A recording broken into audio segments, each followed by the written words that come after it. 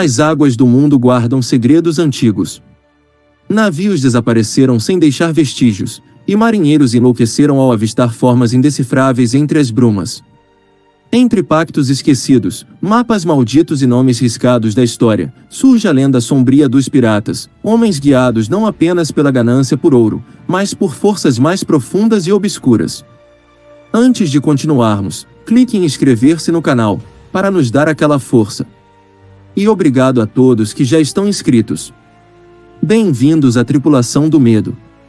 Agora continuando. No silêncio do oceano, onde a névoa se confunde com o fôlego de criaturas esquecidas, navega uma história sepultada em sangue e sombras. Monstros marinhos, juramentos feitos em noites de tempestade e relatos sussurrados em tabernas costeiras compõem um enredo em que já não se sabe onde termina a realidade e começa o mito. Antes de nomes como Barba Negra ou Henry Morgan dominarem os mares, já havia embarcações errantes conduzidas por capitães que juravam lealdade a entidades jamais nomeadas. Alguns navegavam sem bússolas, guiados por vozes do além e estrelas invisíveis aos olhos humanos. Um relato português do século XV menciona uma ilha que só surgia sob o eclipse, habitada por uma criatura de tentáculos retorcidos e olhos como lanternas vermelhas. Os que atracavam ali voltavam mudos, ou não voltavam. Buscavam, dizem, uma aliança. Um pacto. Esses homens deixavam vilarejos dizimados, portos amaldiçoados e lendas que se espalhavam como doenças. Em noites sem lua, os sinos das igrejas tocavam sozinhos, presságios de velas negras no horizonte. Piratas faziam oferendas em alto mar, moedas fundidas com ossos humanos, mapas em sangue, marinheiros traidores lançados às águas como sacrifício. Em troca, recebiam rotas seguras e a proteção de seres ocultos sob as ondas. Um manuscrito do século XVII relata um encontro entre um navio francês e uma nau espanhola abandonada. Aparentemente vazia, emitia sons de orações em latim, passos, correntes. Na cabine trancada, risadas abafadas. Entre os mais temidos, estava o capitão Armand Delacroix, um francês excomungado que, segundo dizem, vendeu sua alma a um antigo deus do abismo. Sua embarcação, o Epine Noire, jamais atracava em terra firme. Quando fazia, os moradores desapareciam. Reza a lenda que seus homens eram mortos-vivos, guiados não por ambição, mas por uma fome ancestral. A ideia de pactos com monstros marinhos é fortemente reforçada por lendas da Bretanha e da Islândia, narrando como antigos capitães acessavam uma biblioteca submersa guardada por criaturas de dentes de coral. Através de oferendas adequadas, era possível consultar livros que revelavam não só o futuro das marés, mas segredos sobre o nascimento do próprio tempo. Essa busca por conhecimento oculto, comum entre piratas, é evidenciada também por um mapa do século XVIII encontrado na Irlanda, com símbolos alquímicos e traços associados a cultos antigos, como os seguidores de Cthulhu. Documentos antigos da Companhia das Índias registram relatos de aparições femininas em alto mar, cobertas por algas e corais vivos, com olhos opacos como o fundo do oceano e vozes que entoavam cantos em línguas que não pertenciam a nenhum povo conhecido. Essas entidades ficaram conhecidas como as Filhas do Abismo, criaturas que surgiam quando a neblina engolia a embarcação e o silêncio do mar era rompido por seus cantos hipnóticos. Piratas que seguiam suas vozes desapareciam sem deixar vestígios. Os que resistiam ao chamado contavam depois, em delírio, que ouviram profecias sobre impérios que desmoronariam, cidades costeiras tragadas por ondas gigantes, e o renascimento de reinos submersos.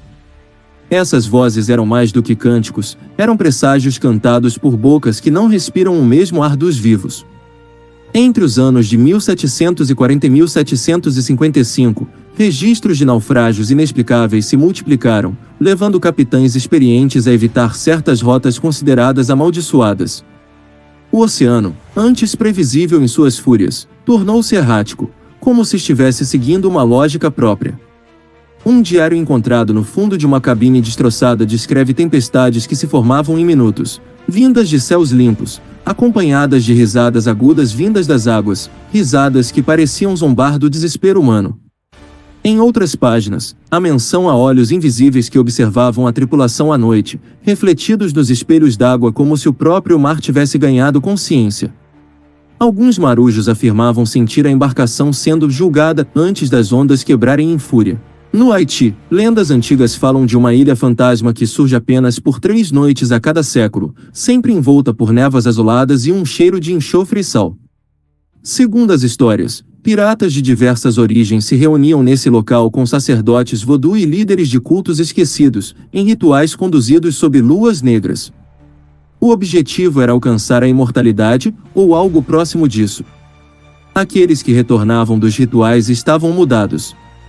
Seus olhos, antes cheios de ganância ou bravura, tornavam-se opacos, vazios, e suas peles adquiriram uma frieza e umidade permanente, como se seus corpos carregassem parte do oceano dentro de si. Alguns desapareciam meses depois, atraídos novamente pelas vozes que os chamavam em sonho. Outros permaneciam em silêncio, como se aguardassem o retorno da ilha. As moedas utilizadas nesses rituais marítimos nunca foram reconhecidas por nenhum reino existente. Tinham rostos de monarcas de nomes impossíveis, coroas feitas de tentáculos e brasões com símbolos nunca antes vistos, criaturas híbridas entre peixe e homem, ou olhos que sangram sal. Em escavações recentes realizadas em antigas cavernas litorâneas da Bretanha, algumas dessas moedas foram encontradas, corroídas, mas ainda pulsando com um brilho metálico estranho. Estudiosos afirmam ter identificado inscrições semelhantes às da antiga língua cananeia, ligando os rituais a cultos anteriores à civilização hebraica. Mas antes que qualquer exame mais profundo fosse feito, todas as moedas desapareceram. Algumas sumiram dentro de cofres lacrados, outras, simplesmente viraram pó, diante dos olhos dos pesquisadores. O lendário navio Espírito Errante, desaparecido em 1766 sem deixar rastros, foi considerado apenas mais um dos muitos mistérios do mar até que, décadas depois, um diário seu foi encontrado flutuando no Pacífico Sul, preso entre os destroços de outro navio destruído. As páginas estavam molhadas, mas legíveis, e narravam uma jornada que os levou a cruzar mares nunca mapeados, guiados por um homem que afirmava ouvir os sussurros do abismo. A última anotação, escrita com traços trêmulos, dizia: "Fizemos o acordo. Agora somos do mar." Após isso, o diário termina abruptamente. Alguns estudiosos acreditam que o navio tenha sido absorvido por uma dimensão oceânica paralela, parte de um pacto antigo com entidades que ainda dormem nas fossas marinhas. Há quem acredite que esses pactos antigos continuam sendo selados até os dias de hoje. Pescadores e marinheiros modernos relatam o surgimento de ilhas que aparecem e somem em minutos, cobertas por névoas que bloqueiam radares e satélites, como se o próprio tempo fosse distorcido ao redor delas. Nessas regiões, bússolas enlouquecem, e relógios deixam de funcionar ou avançam sem lógica. O famoso Triângulo das Bermudas, muito antes de ganhar fama na mídia, já era evitado por corsários e piratas do século XVII. Relatos da época falam de portais invisíveis, que arrastavam navios inteiros para o que chamavam de um mundo debaixo das ondas, um lugar onde o mar era negro como tinta e onde as estrelas seguiam constelações diferentes. Silas Griaves, capitão do navio Boêmio da Névoa, tornou-se uma lenda entre navegadores, não apenas por seus feitos, mas por sua impossibilidade de morrer. Documentos e relatos confiáveis citam sua presença em portos diferentes com décadas, às vezes séculos, de intervalo, sempre com a mesma aparência, o mesmo olhar gelado e a mesma cicatriz no peito. Dizem que ele ofereceu seu coração a uma entidade invisível nas profundezas e, em troca, recebeu a eternidade como navegante das marés esquecidas. Sua embarcação é descrita como sempre envolta em neblina, e seu olhar, embora humano, carrega a gravidade de quem viu o fundo do oceano e sobreviveu, ou nunca mais voltou de verdade. O temido Kraken, criatura presente em mitos nórdicos e lendas de marinheiros, nem sempre aparece apenas como um monstro destruidor. Em alguns relatos mais obscuros, ele atua como um juiz dos mares. Quando pactos são rompidos ou traições acontecem entre os iniciados dos cultos marítimos, o Kraken surge, não com fúria cega, mas com propósito. Suas presas, feitas de obsidiana e marfim fossilizado, arrastam os culpados para as profundezas enquanto o mar se acalma ao redor, como se aceitasse o sacrifício. Alguns estudiosos acreditam que o Kraken seja uma personificação viva da consciência oceânica, um guardião que desperta apenas quando as regras esquecidas do mar são violadas. E existem ainda os chamados mapas fantasmas, cartas náuticas que não foram desenhadas, mas sim invocadas em rituais conduzidos por piratas sacerdotes nos séculos passados. Essas cartas mudam de forma e conteúdo conforme quem as lê. Para alguns, mostram rotas para tesouros impossíveis. Para outros, revelam o caminho de volta para casa ou para o esquecimento. Mas elas só funcionam para quem carrega o símbolo do pacto, uma cicatriz em espiral, feita com lâmina de obsidiana mergulhada em sal e sangue de lobo marinho. Sem esse símbolo, os mapas se tornam em branco, ou pior, mostram o caminho para a perdição. Alguns dizem que esses mapas ainda circulam entre marinheiros solitários e contrabandistas, passados de mão em mão como relíquias vivas. Barba Negra, em seus últimos momentos de vida, teria sido visto murmurando orações em uma língua que nenhum dos seus homens reconhecia, algo gutural, profundo, semelhante ao som de conchas sendo pressionadas ao ouvido. Muitos acreditam que se tratava de uma forma extinta de fenício ou mesmo de uma língua anterior à Torre de Babel. Antes de cada combate naval, ele mergulhava cuidadosamente um medalhão de cobre corroído nas águas do mar, repetindo palavras abafadas com os olhos fixos no horizonte. Diziam que esse medalhão tinha origem em um antigo culto cartaginês ligado a divindades marítimas esquecidas. Quando finalmente foi decapitado, diante de uma tripulação horrorizada, testemunhas afirmam que seu corpo, sem cabeça, deu exatos 7 passos sobre o convés, como se obedecesse a um ritual que nem a morte conseguiu interromper. O navio La Desdicha, cujo nome já carregava um presságio de desgraça, desapareceu sem deixar rastros em 1738, durante uma travessia pelo Mar do Caribe. Meses depois, uma garrafa foi encontrada na costa da Martinica contendo páginas de um diário ensopado, com letras tortas e escuras, como se tivessem sido escritas com sangue seco. Os relatos ali contavam sobre gritos lancinantes que pareciam vir das próprias profundezas do mar, e não de seres humanos. A tripulação descrevia peixes com olhos humanos, olhos que choravam e observavam, paralisantes, como se portassem memórias e consciência. Em certo trecho, o autor relatava um encontro com uma mulher formada por sal e algas, que emergiu das ondas oferecendo verdades que afogam em troca de silêncio eterno. Desde então, o navio e sua tripulação jamais foram vistos novamente. Estudiosos contemporâneos começaram a compilar registros e evidências que sugerem a existência de seitas marítimas ocultas, cultos silenciosos que prosperaram entre frotas comerciais desde o século XVII. Esses grupos, formados por marinheiros, capitães e até altos oficiais, realizariam ritos ancestrais em cavernas submersas ou em enseadas isoladas, onde as marés sussurram nomes impronunciáveis. Os rituais visam despertar ou manter adormecido algo colossal que jaz nas profundezas, algo que não possui forma humana, mas cuja presença se manifesta em sonhos febris, ondas fora de tempo e suicídios inexplicáveis no mar.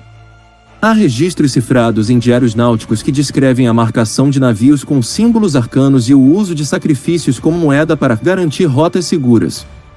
Na costa chilena, pescadores antigos transmitem histórias sussurradas de geração em geração sobre um pirata solitário, com olhos de vidro que brilham sob a luz da lua. Ele aparece apenas em noites completamente sem luar, caminhando sobre as águas como se fossem chão firme, com uma rede nas costas feita de cabelo humano e ossos finos. Dizem que recolhe as almas dos náufragos, levando-as para um destino que não é céu nem inferno. Em Portugal, velhos marinheiros juram que certos trechos do oceano mudam de cor subitamente, um verde pálido que sangra para o negro, sempre que pactos antigos são quebrados ou renegados.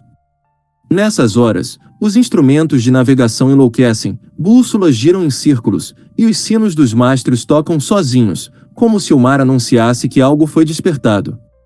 Há registros históricos e não oficiais de ataques a navios nas águas da América Central por criaturas que não se encaixam em nenhum catálogo natural. Testemunhas que sobreviveram falam de tentáculos cobertos de olhos vítreos e pulsantes, que pareciam observar e julgar cada movimento dos homens. Um padre jesuíta que escapou de um desses encontros escreveu em seu diário: "Não era um animal, era um castigo enviado pelas águas para punir o orgulho humano." A criatura não se comportava como um predador comum. Ela parecia saber exatamente quem atacar primeiro, como se discernisse culpa e pecado. Em outras descrições, os sobreviventes relatam sons que vinham das profundezas, como orações cantadas ao contrário, e um frio que subia pelas madeiras do navio mesmo sob o sol escaldante. O enigmático mapa de Iberville, datado de 1813, foi encontrado escondido dentro de uma parede falsa em uma biblioteca naval francesa. O mapa exibe rotas marítimas sobrepostas com símbolos astrológicos invertidos, formando constelações impossíveis. Os caminhos desenhados cruzam locais que não existem nas cartas atuais, e alguns deles coincidem com áreas onde navios desapareceram misteriosamente. Um cartógrafo, após estudar o artefato, declarou: "Não se navega por ele, ele navega por você." Acredita-se que o mapa seja uma ferramenta ritualística, conectada a uma inteligência marítima que guia, ou desorienta, aqueles que ousam utilizá-lo. Alguns afirmam que o papel do mapa muda sutilmente com o tempo, alterando suas rotas como se fosse vivo. Relatórios confidenciais da Marinha Britânica, arquivados e esquecidos por décadas, descrevem expedições que chegaram a uma ilha jamais registrada oficialmente. Nela, cavernas de calcário respiravam como se fossem organismos vivos, com ciclos de inspiração e expiração audíveis e sensíveis ao toque. Um único homem retornou dessa missão, sem fala, com os olhos dilatados e a pele coberta de espirais esculpidas com lâminas ou talvez com unhas. Durante o resto da vida, ele rabiscou padrões semelhantes em cada superfície que encontrava, sempre com a mesma expressão vazia, como se estivesse repetindo uma mensagem que ninguém mais podia entender. A ilha, até hoje, nunca foi localizada novamente. Em certas culturas marítimas ancestrais, crânios com inscrições rúnicas eram usados como bússolas espirituais, objetos sagrados que apontavam o caminho não geográfico, mas o destino espiritual de uma embarcação.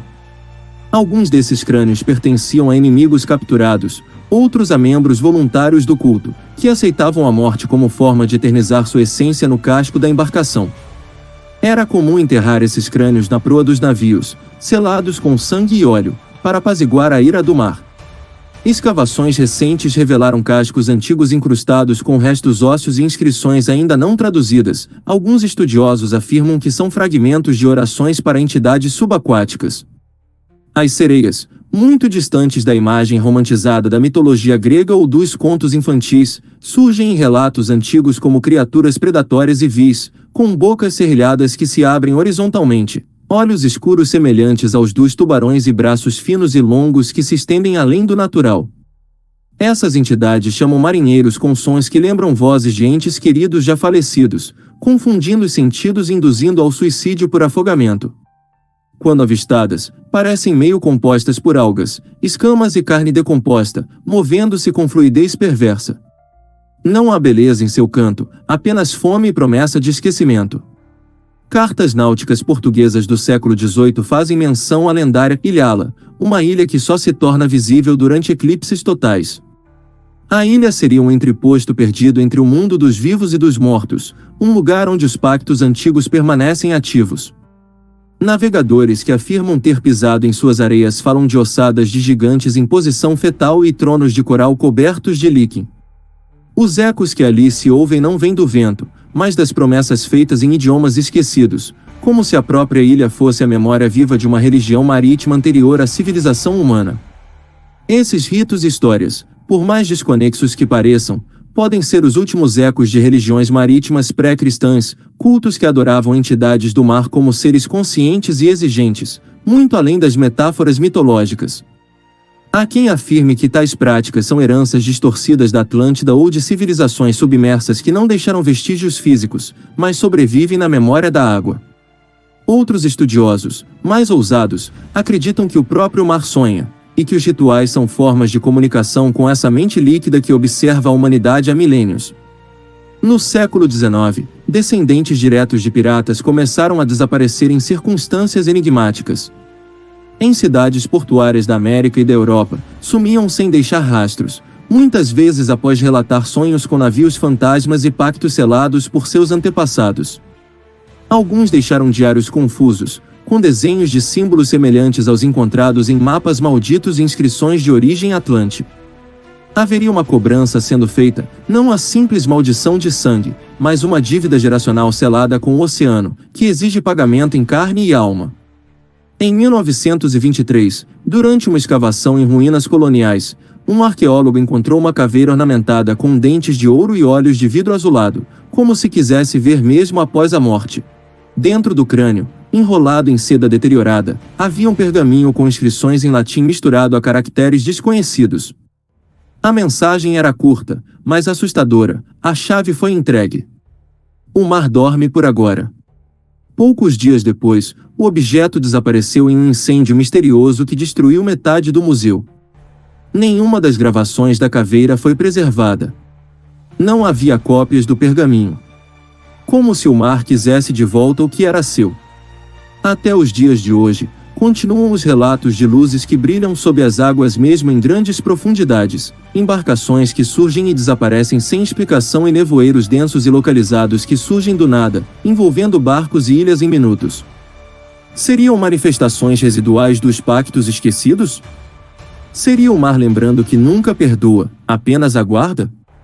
Alguns marinheiros afirmam que sentem uma presença quando atravessam certos pontos do oceano, algo que observa em silêncio, medindo cada coração e cada batida. Talvez, os velhos pactos nunca tenham sido rompidos. Apenas, adormecidos. Por que tantos desses registros foram destruídos, ignorados ou escondidos? Teria a história oficial feito seu próprio pacto, selado entre burocratas e estudiosos, para proteger a frágil sanidade da humanidade? Talvez não tenha sido apenas medo, mas um acordo. Um silêncio imposto em troca de continuidade. E se os piratas não fossem apenas saqueadores, mas navegadores de um inferno líquido, exploradores de fronteiras invisíveis entre mundos? Talvez eles seguissem mapas vivos, escutassem vozes que não eram do vento, e compreendessem que o oceano não é apenas um corpo d'água, mas um ser com vontade, fome e memória. Um lugar onde o tempo se dobra, e promessas são seladas com sal, sangue e silêncio. Se você chegou até aqui, lembre-se. O mar ainda guarda segredos que não devem ser despertos. E no momento em que as ondas sussurrarem de novo, nem todos estarão vivos para escutá-los. Inscreva-se no Sussurros do Medo, ative as notificações e compartilhe este vídeo com quem ousa mergulhar além da superfície. Aqui, cada história é uma maré, e nem todas voltam para a costa.